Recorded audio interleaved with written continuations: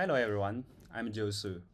I'm really excited to jump into chapter 1 of The Story of Gods by Larry Hurtado with all of you. I will start with a quick summary of this chapter, then I will share some thoughts on its strengths and weaknesses. Plus, I will explore how this chapter helps us better understand the New Testament. Let's start with the content. So, what's Hurtado's big idea? In this first chapter, his main argument, I think, is actually super simple. Early Christianity wasn't just another religion in the Roman world.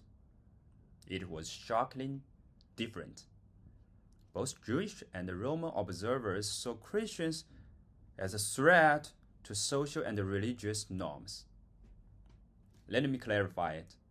For Jewish critics, the problem seems to start with Jesus himself, as they think. And Hurtado mentioned that before Apostle Paul's conversion, he actually persecuted Christians because he believed they betrayed Judaism by calling a crucified man the Messiah. Now here's why that mattered. In Jewish tradition, crucifixion was seen as a curse from God. So, to Paul and others, worshiping Jesus felt like idolatry. So they think it is a direct attack on Jewish identity, don't they?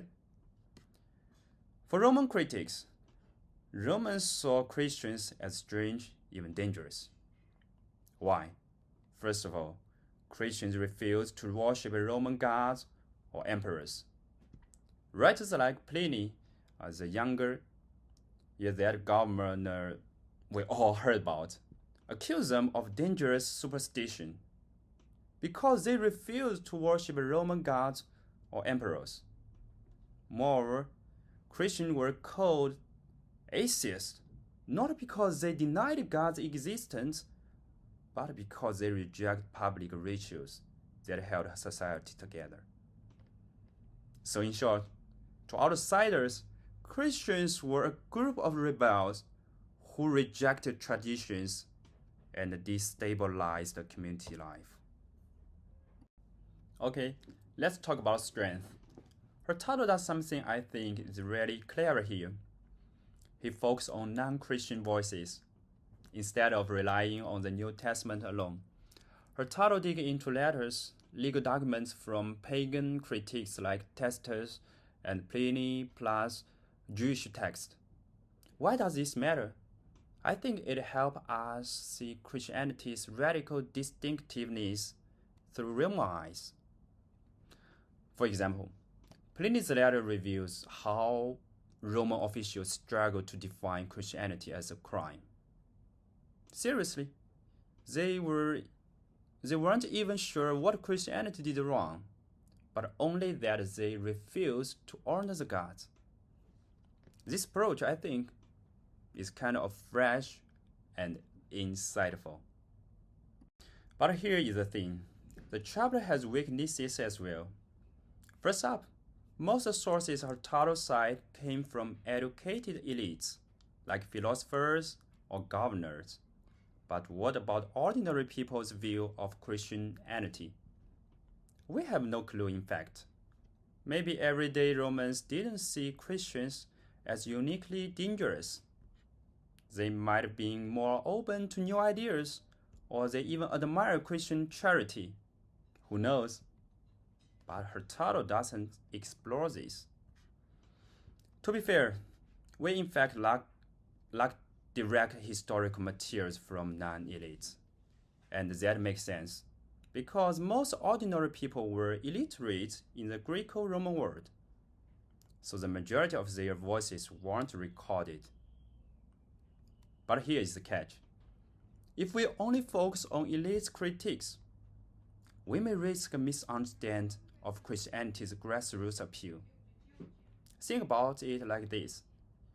If you try to understand ancient Roman life by using only senators' letters or legal decrees, I bet you'd learn a lot about politics, but almost nothing about farmers, traders, or slavery, or why they might join a movement like Christianity. So Hurtado's approach may have the same blind spot, even if he exalts all historical materials. So it's also interesting to note that many of the writers of New Testament were ordinary people. So I think Bible provides with a unique perspective from non-elites. Second issue, he doesn't address regional differences. In other words, Christianity's reputation varied across the empire. For example, in Jerusalem, Jewish leaders saw it as heresy. In Rome, officials called it treason. But in a place like Ephesus, where Paul preached, Christians spread quickly among commanders and their ordinary people converted. But Hurtado treats the Roman Empire as a single story. I think he misses these local dynamics. So, what does this add to our understanding of the New Testament? I think that Hurtado's work shows us why the New Testament writer was so defensive. Just think about it. When Paul writes, "Don't be conformed to this world," or Peter says, "Don't be surprised when trials come," they are not just preaching, I think. They are responding to the real pressure in the world they lived. So thanks to Hurtado's work, we have a better understanding of the real reason behind those lines. Non-Christians call them atheists, accuse them of treason, and label their rituals as immoral. No wonder the New Testament spent so much time defending baptism, communion, and loyalty to Jesus over emperors. So Hurtado's work, I think, helps us hear the voices of critics. So as we read through the first chapter, we know why the New Testament sounds so urgent, because it is a community that fighting to exist in a world that wanted to erase them. Thank you. I'm really looking forward to having a further discussion with all of you.